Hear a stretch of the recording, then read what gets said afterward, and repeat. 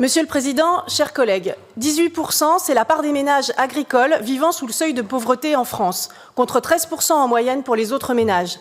Dans le même temps, l'endettement moyen des exploitations s'élève à plus de 200 000 €.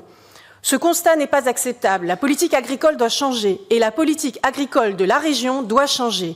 Oui, ce rapport répondra aux difficultés de trésorerie de certaines exploitations et nous voterons favorablement. Mais il est loin, très loin du compte au regard des crises profondes que traverse aujourd'hui l'agriculture. Crise économique, crise sociale, crise humaine, crise environnementale.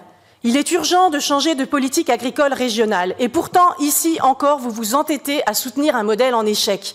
En 1992, alors que je faisais mes études agricoles, mes stages m'ont conduite pendant plusieurs mois dans des fermes d'élevage bovin. 92, c'était la réforme de la PAC. Déjà beaucoup de questions sur la répartition des subventions, sur l'agrandissement des fermes, sur le transport des broutards sur des milliers de kilomètres pour des revenus très faibles. Déjà, je rencontrais des paysans fatigués, inquiets pour l'avenir de leurs fermes. Oui, nous, écologistes, connaissons l'agriculture et ses difficultés. Nombre d'entre nous s'engagent sur les questions agricoles, habitent des territoires ruraux. Certains d'entre nous sont agriculteurs ou travaillent avec les agriculteurs. Depuis novembre, dans la perspective de la loi d'orientation agricole, nous multiplions les rencontres dans les fermes avec les parlementaires écologistes. Bref, nous n'avons pas attendu les manifestations de janvier pour chausser nos bottes. Et nous sommes allés rencontrer les paysans sur les barrages, sur la Sète, à Saint-Quentin-Fallavier, à Clermont-Ferrand. Fin février, nous étions au Salon de l'Agriculture. Partout, nous avons écouté, dialogué à la fois avec des personnes syndiquées, non syndiquées et des représentants de tous les syndicats agricoles. Augmentation des coûts des intrants, prix d'achat par la grande distribution et les industriels qui ne couvrent pas les coûts de production, concurrence déloyale, autant de raisons expliquant la crise en cours. Les règles environnementales ne sont pas le premier sujet abordé. Leur mise en œuvre administrative demande parfois à être simplifiée, mais c'est surtout la concurrence d'importation ne respectant pas ces règles qui pose difficulté. Un certain nombre de paysans vivent mal de leur métier. La précarité alimentaire explose dans notre pays. Le libéralisme économique en matière agricole est un échec. Il est temps de changer de cap et ça commence au niveau régional. La région dispose de moyens importants sur l'agriculture avec son budget propre et le FEADER. Elle doit protéger les paysannes et paysans tout en contribuant à une meilleure accessibilité pour tous et toutes à une alimentation de qualité. Vous menez aujourd'hui une politique agricole sans cap, soutenant, comme vous aimez le répéter, tous les modèles. Pourtant, l'argent public est rare. Au regard des crises que traverse l'agriculture, il doit être entièrement dédié aux urgentes transformations nécessaires vers la souveraineté alimentaire, une meilleure rémunération des paysans et la protection de la santé, du vivant et des milieux. Oui, la souveraineté alimentaire, à toutes les échelles, doit redevenir une priorité. Souveraineté d'abord à l'échelle de la ferme, pour limiter les intrants. Produire avec des aliments du bétail importés n'est pas la solution.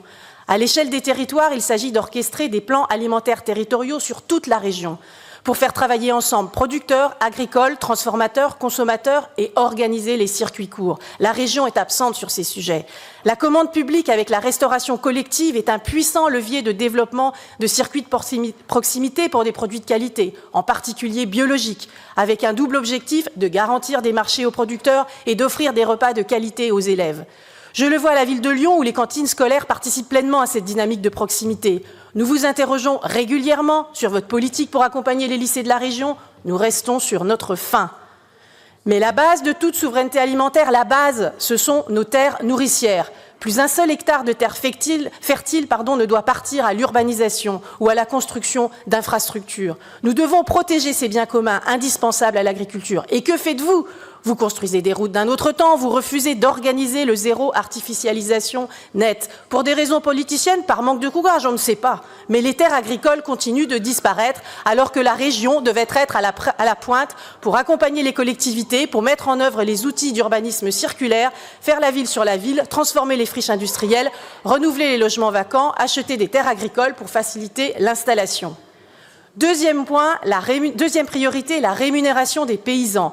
18% des ménages agricoles se situent sous le seuil de pauvreté, 5 points au-dessus de la moyenne. En Auvergne-Rhône-Alpes, certaines filières souffrent particulièrement. Il s'agit d'abord de répartir différemment les aides de la PAC. Depuis 2009, nos représentants au Parlement européen ont voté contre les réformes de la PAC, nos représentants écologistes. Ce n'est pas votre cas. Il s'agit de garantir des prix planchers aux producteurs en encadrant les négociations avec centrales d'achat et industrielles, en régulant les volumes de production, en contrôlant les marges abusives, en contrôlant les importations. Oui, cette régulation des prix n'est pas facile. Il faut travailler précisément par filière, par typologie de production. C'est un chantier complexe, mais il est indispensable de s'y atteler.